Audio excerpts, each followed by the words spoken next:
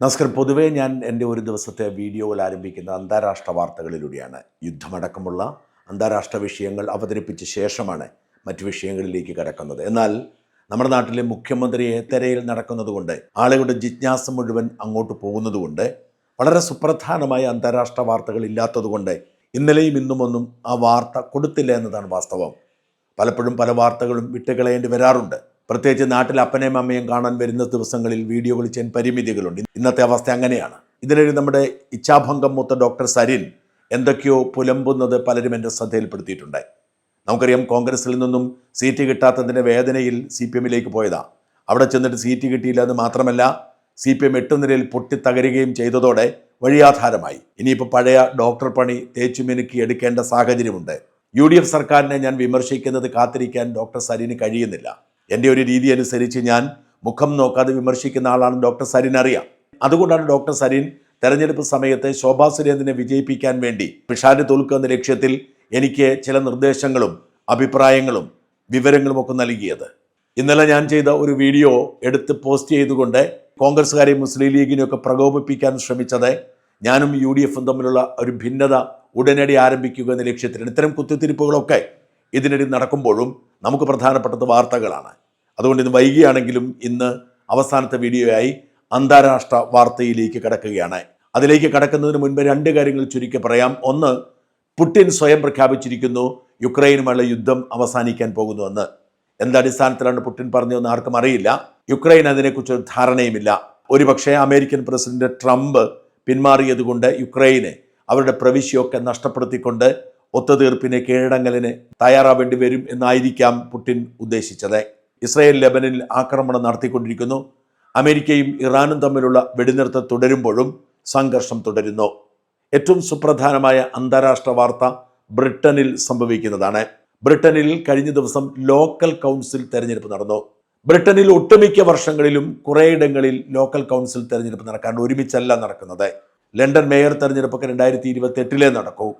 അത്തരത്തിൽ പലയിടങ്ങളിലും പല തെരഞ്ഞെടുപ്പും നടന്നുകൊണ്ടിരിക്കുന്നു. ഇന്നലെ ഇംഗ്ലണ്ടിലെയും വെയിൽസിലെയും സ്കോട്ട്ലൻഡിലെയും ഒട്ടുമിക്ക ഇടങ്ങളിലും തെരഞ്ഞെടുപ്പ് നടന്നു.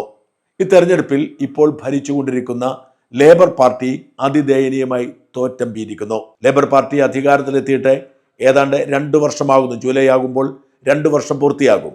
കീർ സ്റ്റാർമറാണ് ബ്രിട്ടീഷ് പ്രധാനമന്ത്രി. വലിയ ഭൂരിപക്ഷത്തിലാണ് ലേബർ പാർട്ടി അധികാരത്തിലെത്തിയത്. എന്നാൽ ലേബർ പാർട്ടി പ്രതീക്ഷയ്ക്കൊത്ത് ഉയർന്നില്ല. കഴിഞ്ഞ തെരഞ്ഞെടുപ്പ് സമയത്ത് രൂപം കൊണ്ട റിഫോം UK എന്ന് പറയുന്ന ഒരു പാർട്ടി, നൈജൽ ഫറാജ് എന്നു പേരുള്ള ഒരു നേതാവാണ് അതിൻ്റെ സ്ഥാപകൻ.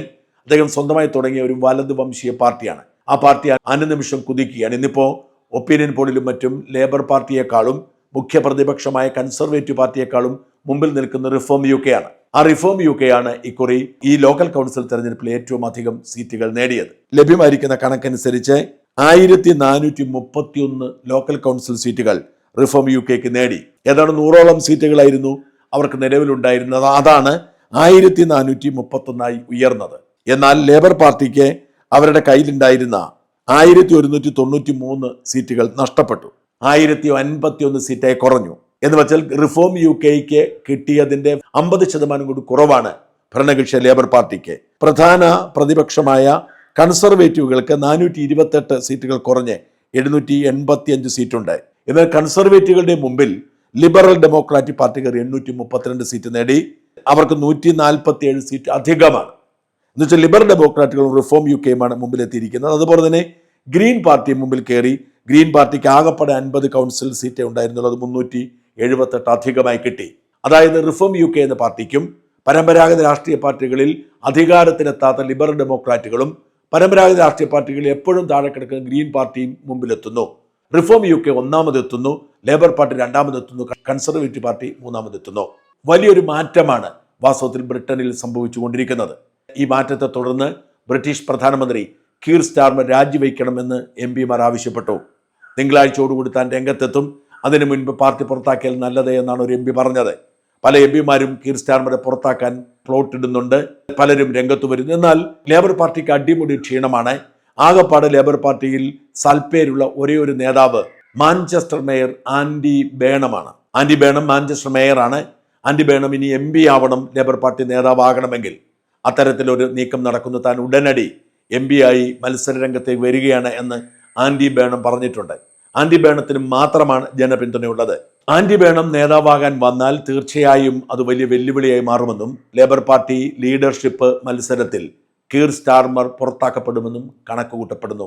ഓർക്കണം, നമ്മുടെ രാജ്യത്തെ പോലല്ല. പ്രധാനമന്ത്രിയായിരിക്കുന്ന ആളെ പോലും പാർട്ടിക്ക് മാറ്റാനുള്ള അവകാശമുണ്ട്. സ്വാഭാവികമായും പാർട്ടി എംപിമാർ ഒരുമിച്ച് ചേർന്ന് വോട്ട് ചെയ്യുകയും കീർ സ്റ്റാർമറെ മാറ്റണമെന്ന് ആവശ്യപ്പെടുകയും ചെയ്താൽ ഭൂരിപക്ഷം പുതിയ ആൾക്ക് നേടാൻ കഴിഞ്ഞാൽ അയാളെ പ്രധാനമന്ത്രിയാക്കേണ്ടി വരും. പുതിയ തെരഞ്ഞെടുപ്പൊന്നും വേണ്ടി വരില്ല. പക്ഷേ പുതിയതായി തെരഞ്ഞെടുക്കുന്ന നേതാവായിരിക്കും പുതിയ പ്രധാനമന്ത്രി. അതിനുള്ള നീക്കം ആരംഭിച്ചു കഴിഞ്ഞിരിക്കുന്നു. കീർ സ്റ്റാർമർ പറഞ്ഞത് താൻ രാജിവെക്കാൻ ഉദ്ദേശിക്കുന്നില്ല, താനെല്ലാം ശരിയാക്കുമെന്നാണ്. കഴിഞ്ഞ കുറേ കാലമായി കീർ സ്റ്റാർമർ തൊടുന്നതെല്ലാം പിഴയ്ക്കുകയാണ്. കുടിയേറ്റ വിഷയത്തിലൊക്കെ വേണ്ട സ്റ്റാൻഡ് എടുക്കാൻ കഴിയാതെ പോകുന്ന പ്രശ്നമുണ്ട്. ലേബർ പാർട്ടിയിലെ ഈ പ്രതിസന്ധി ഏറ്റവും അധികം ആശങ്കാകുലരാക്കുന്നത് ബ്രിട്ടനിലെ മലയാളികളെയാണ്. പ്രത്യേകിച്ച് കോവിഡാനന്തരം ആയിരക്കണക്കിന് മലയാളികൾ ബ്രിട്ടനിലെത്തിയിരുന്നു. ഈ ആയിരക്കണക്കിന് മലയാളികളൊക്കെ ഈ സമയങ്ങളിൽ PR കിട്ടുമെന്ന് പ്രതീക്ഷിച്ചിരിക്കുകയാണ്. 2021 ശേഷം UK മലയാളികൾ ഭൂരിഭാഗവും കെയറർ വിസയിലെത്തിയവരും സ്റ്റുഡൻറ് വിസയിലെത്തി ഏതെങ്കിലുമൊക്കെ വർക്ക് പെർമിറ്റ് സംഘടിപ്പിച്ചവരുമാണ്. ഇങ്ങനെ എത്തിയവരൊക്കെ 5 വർഷം പൂർത്തിയാക്കുന്ന മുറയ്ക്ക് PR കിട്ടുമെന്ന് പ്രതീക്ഷിക്കുന്നു. 2024 ചുമതലയേറ്റ ലേബർ സർക്കാർ 2029 വരെ ഉള്ളതുകൊണ്ട് അതിന് മുൻപ് എല്ലാവർക്കും PR കിട്ടുമെന്ന പ്രതീക്ഷ ഇവർക്കൊക്കെ ഉണ്ടായിരുന്നു. ആ ഒരു പ്രതീക്ഷയിൽ അവരൊക്കെ ജീവിക്കുന്നു. പലരുടെയും PR അപേക്ഷ കൊടുത്തു തുടങ്ങിയിരിക്കുന്നു. അങ്ങനെ PR കിട്ടിക്കഴിഞ്ഞാൽ പിന്നെ എല്ലാ ചികിത്സയും എല്ലാം സൗജന്യമാണ്. പെർമനന്റ് സെറ്റിൽമെന്റ് ആണ്. യാതൊരു പ്രതിസന്ധിയും ഇല്ലാത്തൊരു സാഹചര്യമുണ്ട്. ഏതാണ്ട് ലക്ഷക്കണക്കിന് ആളുകൾക്ക് ഇപ്പോൾ PR കൊടുക്കേണ്ടതുകൊണ്ട് അതിൽ ചില മാറ്റങ്ങൾ വരുത്താൻ ലേബർ സർക്കാർ പോലും ശ്രമിക്കുന്നുണ്ട്. അതിനൊക്കെ സാവകാശമുണ്ടാവും, കോടതിയുടെ ഇടപെടലുണ്ടാവും എന്ന പ്രതീക്ഷയാണ് എല്ലാവർക്കും ഉള്ളത്. എന്നാൽ PR തന്നെ ഇല്ലാതാക്കുന്ന നയം പ്രഖ്യാപിച്ച് റിഫോം UK രംഗത്ത് വരുമ്പോൾ സർക്കാർ അട്ടിമറിക്കപ്പെടുന്ന ഒരു സാഹചര്യം ഉണ്ടായാൽ എന്ത് സംഭവിക്കുമെന്ന ചോദ്യം പ്രസക്തമായി വരുന്നു. റിഫോം UK നേരത്തെ തന്നെ പറഞ്ഞിട്ടുണ്ട്, നിലവിലുള്ള PR പോലും റദ്ദാക്കും, ആർക്കും PR കൊടുക്കില്ല. വലിയ ഫീസ് വാങ്ങിക്കൊണ്ട് എല്ലാവർക്കും വിസ എക്സ്റ്റെൻഡ് ചെയ്ത് കൊടുക്കും യോഗ്യതയുണ്ടെങ്കിൽ, അല്ലാത്തവർക്ക് അതും കൊടുക്കില്ല എന്നാണ് റിഫോം UKയുടെ നിലപാട്. അതുകൊണ്ട് തന്നെ ലേബർ പാർട്ടിയിലെ പ്രതിസന്ധി മലയാളികളെ ആശങ്കാകുലരാക്കുന്നു. പലയിടങ്ങളിലും ലേബർ പാർട്ടി നിലം തൊടുന്നില്ല എന്നത് ഞെട്ടിക്കുന്ന വിവരമാണ്. നിരവധി മലയാളികൾ ഈ ലോക്കൽ കൗൺസിൽ തെരഞ്ഞെടുപ്പിൽ പലയിടങ്ങളിലും മത്സരിച്ചിരുന്നു. പലരും ജയിച്ചു, പലരും തോറ്റു. നിരവധി മലയാളികളുണ്ട്. കാരണം ഇപ്പോൾ പല തലമുറകളായി മലയാളികൾ അവിടെ കുടിയേറിയിട്ടുണ്ട്. എന്തായാലും ലേബർ പാർട്ടിയിലെ ആശയക്കുഴപ്പം മലയാളികളെ ആശങ്കാകുലരാക്കുന്നു. പരമ്പരാഗത രാഷ്ട്രീയമൊക്കെ ലേബറിൽ മാറിക്കൊണ്ടിരിക്കുന്നതുള്ള ആശങ്ക ഇവർക്കൊക്കെ ശക്തമാണ്.